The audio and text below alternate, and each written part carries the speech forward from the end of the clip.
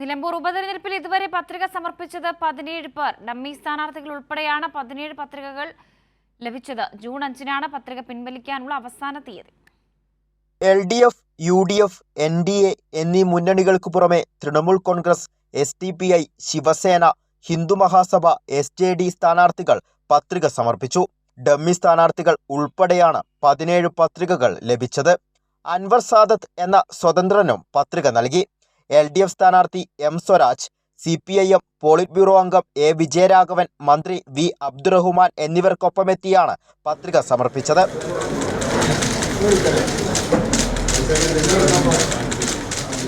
LDF പ്രവർത്തകരുടെ നേതൃത്വത്തിൽ പ്രകടനമായി എത്തിയാണ് സ്വരാജ് പത്രിക നൽകിയത്.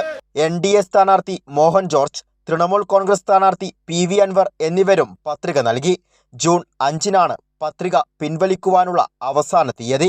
സ്ഥാനാർത്ഥികൾ പത്രിക നൽകിയതോടെ തിരഞ്ഞെടുപ്പ് രംഗം സജീവമായി. കൈരളി ന്യൂസ്, നിലമ്പൂർ.